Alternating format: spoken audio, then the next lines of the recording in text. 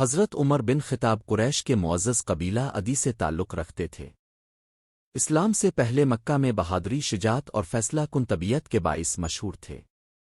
اب بہترین، مقرر اور منصف مزاج انسان تھے، مگر اسلام کے ابتدائی دنوں میں مسلمانوں کے سخت مخالف تھے۔ آپ کی سخت مزاجی اور قطن ارادی کے سبب قریش کے بڑے بڑے سردار بھی اب سے ڈرتے تھے۔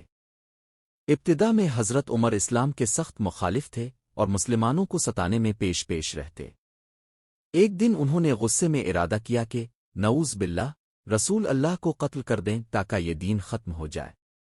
تلوار ہاتھ میں لے کر نکلے تو راستے میں ایک شخص نے کہا، پہلے اپنے گھر کی خبر لو، تمہاری بہن اور بہنوئی نے اسلام قبول کر لیا ہے۔ یہ سنتے ہی اب کا رخ اپنی بہن کے گھر کی طرف ہو گیا۔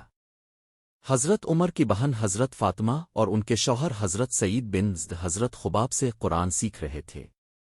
حضرت عمر دروازے پر پہنچے تو قرآن کی تلاوت کی آواز سن کر غصے میں آ گئے۔ گھر میں داخل ہو کر بہنوئی کو مارنے لگے۔ بہن نے روکنے کی کوشش کی تو وہ بھی زخمی ہو گئیں۔ بہن کے لہو لہان چہرے کو دیکھ کر حضرت عمر کا دل نرم ہو گیا اور انہوں نے قرآن سننے کی خواہش ظاہر کی۔ حضرت عمر نے سورت طٰہٰ کی آیات پڑھیں جن میں اللہ کی قدرت، قیامت اور ایمان کی دعوت تھی۔ الفاظ اتنے دل نشین اور پر اثر تھے کہ اب کا دل پگھل گیا۔ آنکھوں سے آنسو بہنے لگے اور انہوں نے فوراً کہا، مجھے محمد کے پاس لے چلو تاکہ میں اسلام قبول کر سکوں۔ حضرت عمر سیدھے دار ارقم پہنچے جہاں نبی کریم صحابہ کے ساتھ موجود تھے۔ حضرت عمر نے دروازے پر دستک دی تو صحابہ خوفزدہ ہو گئے کیونکہ وہ حضرت عمر کی سختی سے واقف تھے۔ رسول اللہ نے فرمایا، عمر کو اندر آنے دو۔ اندر آتے ہی حضرت عمر نے کہا، میں گواہی دیتا ہوں کہ اللہ کے سوا کوئی معبود نہیں اور محمد اللہ کے رسول ہیں۔ یہ سن کر تمام مسلمان خوشی سے نعرہ تکبیر بلند کرنے لگے اور مکہ کی فضائیں اللہ اکبر کی صدا سے گونج اٹھیں۔ حضرت عمر کے اسلام لانے کے بعد مسلمانوں کو کھل کر عبادت کرنے کی ہمت ملی۔ آپ نے اعلان کیا کہ اب ہم چھپ کر نہیں بلکہ کھلے عام عبادت کریں گے۔ آپ کی بہادری سے مسلمانوں کے دل مضبوط ہو گئے۔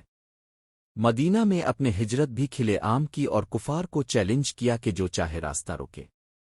حضرت ابوبکر کے بعد حضرت عمر مسلمانوں کے دوسرے خلیفہ بنے۔ اب کے دور میں اسلامی سلطنت وسیع ہوئی، عدل و انصاف کا نظام مضبوط کیا گیا، بیت المال قائم کیا، تعلیمی ادارے بنائے اور عام عوام کی فلاح کے لیے قوانین متعارف کرائے۔ اب کی حکومت عدل و مساوات کی ایک شاندار مثال تھی۔ 24 ہجری میں نماز فجر کے دوران ایک مجوس غلام نے اب پر حملہ کیا جس سے اب شدید زخمی ہو گئے اور چند دن بعد وصال فرمایا۔